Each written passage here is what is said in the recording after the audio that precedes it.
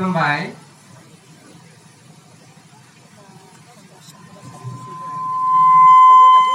बे साना जोंनि 14 चिरांदुवार कन्स्टिटिउसननि मोनसे जारिमिनारि सान जानानै थासिगोन। बे जारिमिनारि सानखौ बरायनो थांनाय हाबाफारियाव बाहागो लानो हानाय जोंनि बे हालामनि इन्टेलेक्चुएल सारमोन, बे हाबाफारियावनो बाहागो लानो हानाय जोंनि UPPL ब्लकनि दैदेनगिरि नोंथांमोन, उइमेन सेलनि मानाव गेदेमाजोमोन आरो दुलाराय बर' फरायसा आफादनि आनसलिकनि मानाव गेदेर दैदेनगिरि नोंथांमोनजों लोगोसे सिबिनां रायजो राजा, आइ आफा, बिदा फंबाय, बिब' बिनानावमोन। दिनैनि साना जारिमिनारि सान। आं मानो बुंनो नागिरदों बेखौसो आं सुंद'यै बुंथिनो नागिरदों। थांनाय 17 बोसोर जोंनि बे हादाबसाखौ गादबनाय, सोबख'नाय आरो नासयनायनिफ्राय बारग'नो थाखाय, उद्राय जानो थाखाय जोङो जा हाबाफारियाव आखाइ होदों, बे हाबाफारियाव आखाइ होजेननायनि सान, नंखायनो बियो जोंनि कन्स्टिटिउसननि थाखाय मोनसे जारिमिनारि सान। जोङो साफ्रोमबो मिथिगौ थांनाय 17 बोसोरावहाय जोंखौ जाय सरकारा दिनैसिमलागै हादाबसाखौ खुंनानै दंगासिनो दङ, बे सरकारा जोंनि अनसुलि बिमाफोरनि गोरबोआव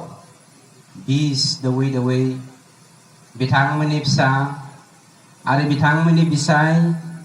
बिथांमोननि फिसाजोफोरखौ पेरालाइज बेमार जाहोनानै दोनदों। बे पेरालाइज बेमारनिफ्राय बारग'नो थाखाय, परित्रान मोननो थाखाय जों दिनै खौसेथि जानायनि सम आरो जों गावखौनो गाव सोदांना लानायनि सम। आसरित, नोंथांमोना जेरै दिनैनि बे हाबाफारिखौ दाव दाव खालामदों, ओंखाम जाया दै लोङा गावनि मेंनाय देहाखौ लानानै फैगौ सोलायनाय, गुरस्लाय होनो नागिरनाय, गाहाम बिथिंजों दैदेनलांनो नागिरनाय UPPL हान्जाखौ जेरै दाव दाव खालामनानै बरायदों, बे बरायनाया सोमोनांथाव। नोंथांमोना जेरै दिनै UPPL हान्जाखौ दाव दाव खालामदों, आं मोनसेल' UPPL हान्जानि सासे सोद्रोमा जानानै, थामहिनबा बे बियाबनि बिनायसा जानानै नोंथांमोनखौ बुंनो नागिरदों, जोङो सासे दैदेनगिरि एबा सासे आंगोखौ जेब्ला बिबारनि मालाजों बरायनो थाङो, बे बिबारनि मालाया मोनसे बिबारनि थफाजों गुबुन मोनसे बिबारनि थफाया सोमोन्दो दङ। मोनसे बिबारनि थफाजों गुबुन मोनसे बिबारनि जेरै थफाया सोमोन्दो दङ, एबा जनो रोङै, गांथि गैयै, लामा गैयै मोनसे माला जोंनि अनलायनाय, खौसेथि आरो गुरस्लायनो नागिरनाय बेफोरबायदिनो जानांगोन। होमब्लासो नोंथांमोना, जोंनि अनसुलि बिमा माहारिया, जोंनि अनसुला बिफाफोरा आरो आंगोनिबो आंगो फंबाय बिनानावमोना गुरस्लायनायखौ मोननो हागोन, सोदांनायखौ मोननो हागोन आरो थार सरकारखौ जोङो फैगौ 8 एप्रिलनिफ्राय मोननो हागोन। मोनसे खावलायबावनाय दङ। थांनाय 17 बोसोराव सोर मा मावदों, सोर मा मावाखै बेखौ जोङो सोंखारिनो थाङाखै, नाथाय बेखौसो सोंखारिनो थांदों जाय बिथांमोना गावनि खामफ्लायखौ सेजानो गिदों, जाय बिथांमोना गाम्बारि खामफ्लायनि बेसेनखौ सिनायनो रोङा, जाय बिथांमोना समायना रमायना बिबारजों बुंफबनाय बर'नि आंगो सिथ्लाखौ हाब्रुजों बुंफबहोनो नागिरो, बे बिथांमोना गाम्बारि दंफांनि खामफ्लायाव जिरायनो मालाबाबो मोन्थाय गैया। जोङो मोनथिगौ गंसे खामफ्लायखौ दाननो थाखाय गोबां समनि गोनांथि दङ आरो बे खामफ्लायनि बेसेना जोंनि बर'नि धोरोमाव ओरैबायदि बेसेन गोसा, बेजों जोंनि धोरोमखान्थि, समाजखान्थि एबा रिति रितिहा सोमोन्दो दङ। जोङो लुबैया बै बिथांमोना गाम्बारि खामफ्लायाव जिरायनानै जोंनि बिनानावफोरखौ, जोंनि फिसाजोफोरखौ गाज्रि लामाजों दैदेनलांजानायखौ जोङो लुबैया बै बेसेन गोसा गाम्बारि खामफ्लायाव जिरायनानै जोंनि फंबायफोरखौ सोरांब्लानो जौनि फुख्रियाव गोजोम होनानै जोंनि हारिनि इयुनखौ फोजोबनायखौ। শ্ৰদ্ধেয় ৰাইজ, মই ইউপিপিএলৰ এজন ক্ষুদ্ৰ সদস্য হৈ পেলাই এইখিনি অনুৰোধ কৰিব বিচাৰিছোঁ। আমি সকলো জাতি জনগোষ্ঠীৰ সদস্যসকলে সকলোৱে জানে পেৰালাইজ বেমাৰৰ দ্বাৰাই আমি পৰিপূৰ্ণ। আমি কেনেকৈ পৰিত্ৰাণ পাম? যদি আমি পেৰালাইজ বেমাৰৰ পৰা পৰিত্ৰাণ পাম বা পাব বিচাৰে, আমি সকলোৱে নিজে নিজে পৰিৱৰ্তনটো বিচাৰিব লাগিব। মই ব্যক্তি হিচাপে যদি পৰিৱৰ্তন নিজেই নহওঁ, আনক পৰিৱৰ্তন কৰিব নোৱাৰে। আপোনালোক সকলোৱে জানে, অৰ্থাৎ আমি সকলোৱে জানে, আমাক যোৱা 17 বছৰে যি ভাইসকলে এই এৰিয়াটো ৰাজত্ব কৰি আছিল, সেই এৰিয়াত মদৰ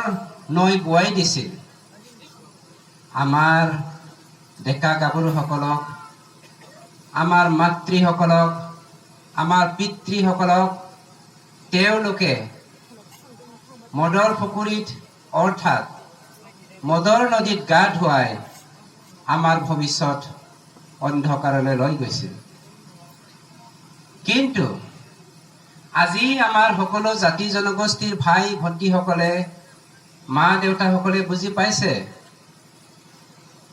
আমাক পৰিৱৰ্তনৰ প্ৰয়োজন হৈছে। আমাক এনেকুৱা পৰিৱৰ্তন আমি বিচাৰিছো যাৰ দ্বাৰাই আমাৰ জীৱনৰ পৰিত্ৰাণটো আমি বিচাৰিছো, যাৰ দ্বাৰাই আমি আমাৰ ভৱিষ্যত বিচাৰিছো, যাৰ দ্বাৰাই আমি আমাৰ নিজৰ চিনাকি, আমাৰ নিজৰ শিক্ষা, আমাৰ নিজৰ অৰ্থনীতি সকলো পৃথিৱীত থকা অন্য অন্য জাতি জনগোষ্ঠীৰ লগত যেন খাপ খাই আগবাঢ়িব পাৰোঁ, তেনেকুৱা পৰিৱৰ্তনটো আমি বিচাৰিছোঁ। सिबिनां रायजो राजा नोंथांमोन, आं मोनफ्रोमबो बिथिङावनो खावलायबोदों नोंथांमोननि सासे दुखुथिया फिसा महरै दिनैबो नुदों बिमा माहारिनि बाहागोआ जोंनि हौवा माहारिनिख्रुइ गोजौसिन बिथायाव दावखोनायखौ। जोङो बिमाफोरखौ मान होनो रोंनांगोन। आं जुदि बुङो आंनि आइखौनो जोंनि बुरि होननानै, आं जुदि होनो आंनि आफाखौनो बोराय होननानै, 45 बोसोरनि सासे हिनजावखौबो आंनि गोसोआ जुदि बिबाजैल' लिंनो नागिरोब्ला जोंनि समाज बेबस्थाया मा जागोन? फंबाय बिनानाव, रायजो राजा, आइ आफा, बिदा फंबाय बिनानावमोन, गुरैयै खावलायनाय थादों, जों राजखान्थिखौ लानानै राजखान्थि गेलेनो नागिराखै। समाजखान्थिनि जौगानाय, समाजखान्थिनि सोलोंथाइ बिथिं, समाजखान्थिनि जोंनि धोरोम नीति बेफोरखौ लानानैसो जोङो राजखान्थि गेलेदों। थामहिनबा जोंनि राजखान्थि गेलेनाया जों बेफोरखौ माबोरै जौगाहोगोन? जोंनि समाजखौ गाफ्लेनानै दोननो नागिरनाय बै राजखान्थिगिरिफोर, जाय राजखान्थिगिरिफोरा राजखान्थिनि मुङाव मैहुर खालामनो नागिरो, जाय राजखान्थिगिरिफोरा गावनि स्पिकल' नायनानै जोंनि समाजनि माखासे उन्दै उन्दै दुखिया न'खरफोरखौ गाख्रेबनो नागिरो, बै राजखान्थिफोरखौ जोङो सोंखारिनि, बै राजखान्थिफोरनि बेरेखायै जों गसंनि, जों बिसोरनो खाबु होआ। थांनाय 19 बोसोर जोङो बहुत नायबोबाय, गोबां सैसोबोबाय, खदै मन'ना थाबोबाय, गावजों गावनो बायदिसिना मुं सुनानै बिथांमोना राजखान्थि गेलेबोबाय। जोङो बे खाबुखौ होनो नांलिया आरो जों होखालिया। फैगौ 4 एप्रिल खालि जोङो बिथांमोननो देखायगोन जोंनि हारिया, जोंनि हालामनि गासैबो जाति जनगोष्ठीया सोलायनायखौ नागिरदों आरो मोनसे गोथार आखुजों बुंफबनाय गासैबो फिसाफोरा खौसे जानानै मोनसे गोदान आरो मोजां सरकार दानो थांदों। नंखायनो जोंनि अनसुलि बिमा माहारि, नोंथांमोना गाव गावनि फिसाफोरखौ मालाबाबो खाबु दाहो जौनि फुख्रियाव गोजोमनो। नोंथांमोना गाव गावनि फिसाखौ मालाबाबो खाबु दाहो गोरलैयैनो मोननाय रांजों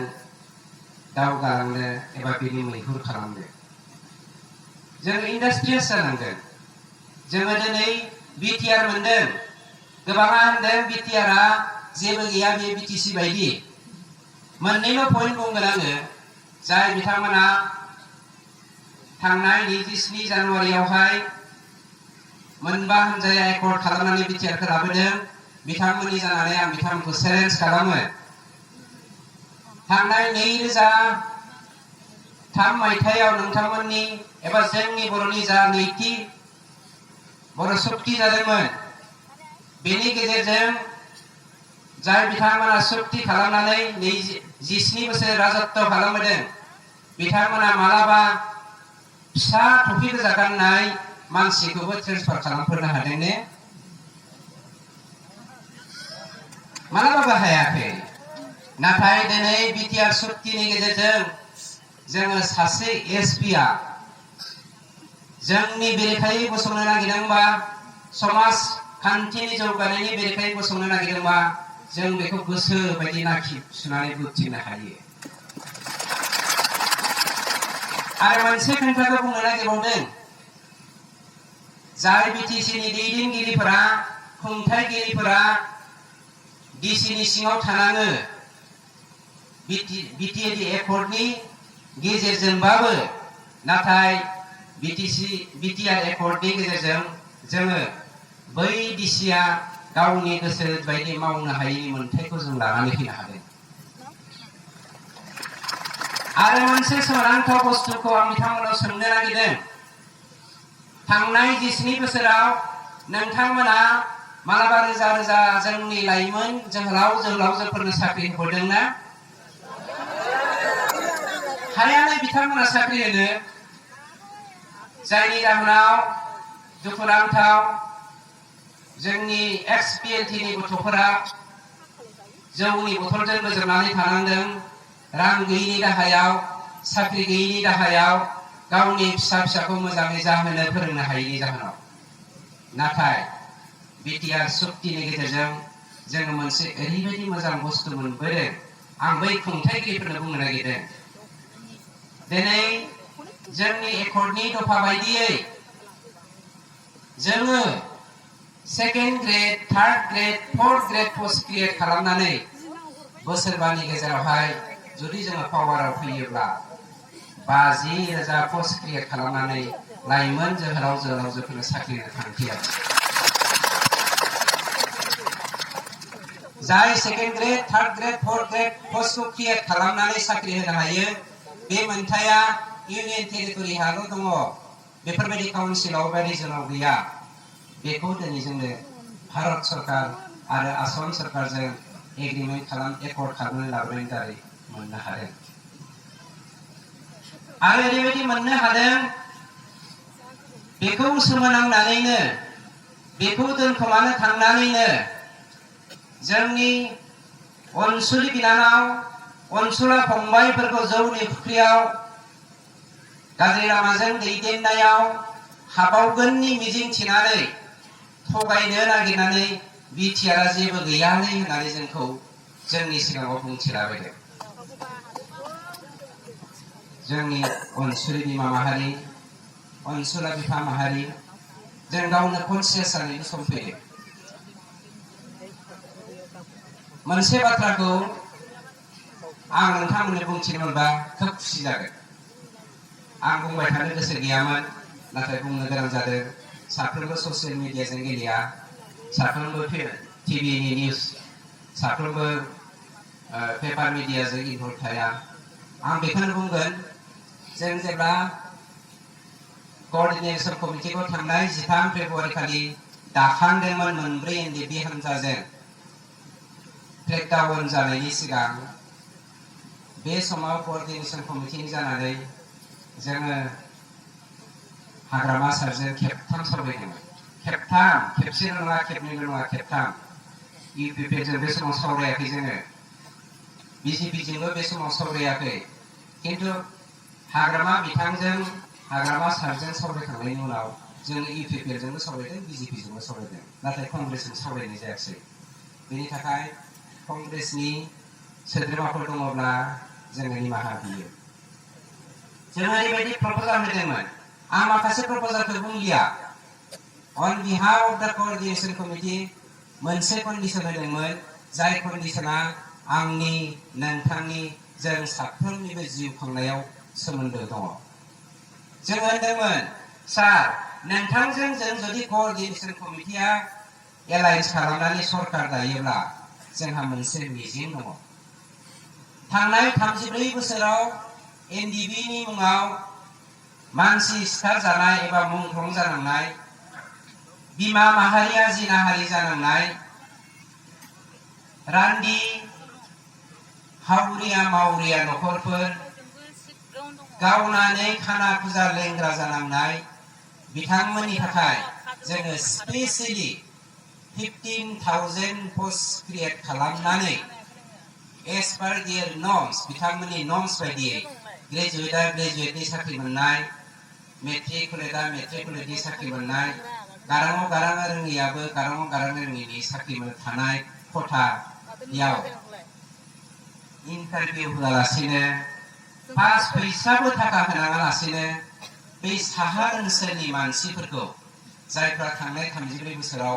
गादब जानानै दङ सोबख' जानानै दङ नासय जानानै दङ बिथांमोननो जों साख्रि होनो मिजिंथियो नोंथांजों एलायन्स गभर्नमेन्ट दायोब्ला नोंथाङा होनो हागोन ना हाया होननाया बिथाङा मा होनदों है आं बिएटिनि गथ'फोरखौ दाबो साख्रि होनो हायाखै नोंथांमोनखौ बोरै होनो दुखुनांथाव हाखाया बिथांमोननि दिनावहाय साख्रि होनो हाया जाय साख्रि फैदों बियो गासिबो आसाम गभर्नमेन्टनि खथा गोजाखा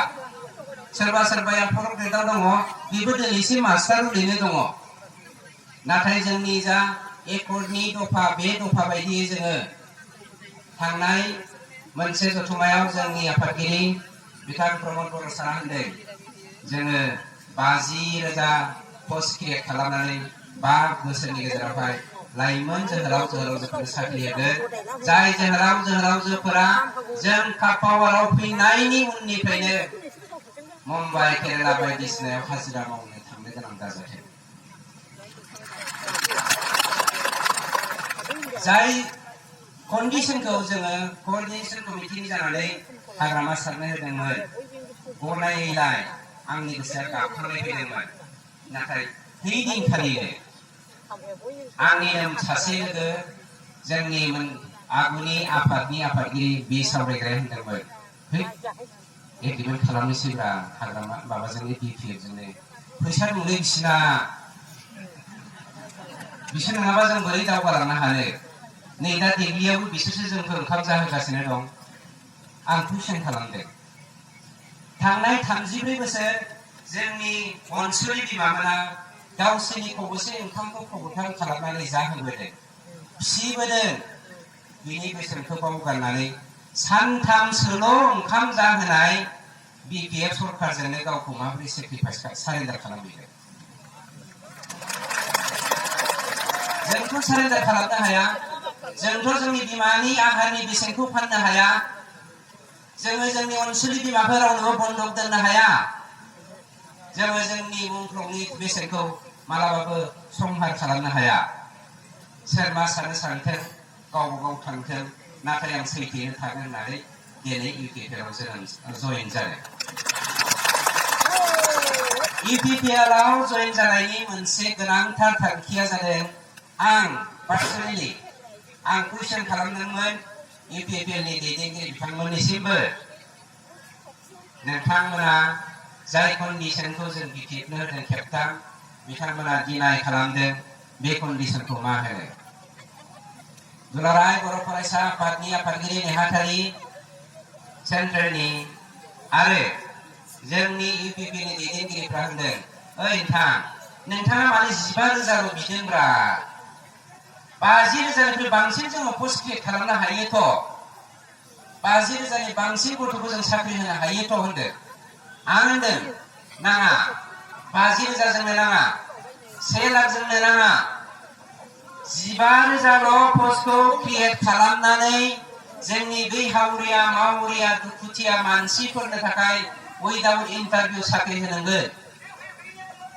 नङाब्ला आं नोंथांमोननि हान्जाजों बाहागो लानो हाया बिथांमोना जागोन होनदों साहा ओनसोलनि बै गाख्रेब जानाय मानसिफोरनो उइदाउट इन्टारभिउ उइदाउट घुस आं आसामिसखौनो होनबाय माने जाख्ल'आलासिनो फैसा जायालासिनो साख्रि होदों होननानै बाथ्रा होदों आरो बेनि अनगाबो 50,000 गुबुन पस्टफोरखौ गुबुन साख्रिफोरखौ जायफ्रा इन्टारभिउ होनानै मोनगोन बिथांमोनाबो गरसेबो रां होनाङालासिनो मोननो हागोन होननानै आंनो बाथ्रा होनायखाय आं इउपिपिएलआव जयेन जादों आं गावनो सोबख'जानाय गादबजानाय आरो नासयजानाय बेनिफ्राय आं गाव सोरनिबा नासयजानाय गादबजानायखौ मालाबाबो सहायनो हाया आं गोरिब खबसे सानसे जानानै सानथाम राननो हागौ नाथाय आंनि जा बिमा माहारिखौ अननाय सिबिनाय आंनि जा हारिनि इयुनखौ नोजोर बोनानै मावनाय दांनाय बियो मालाबाबो सोरनिबा खाथियाव फेव मानिनाय नङा नंखायनो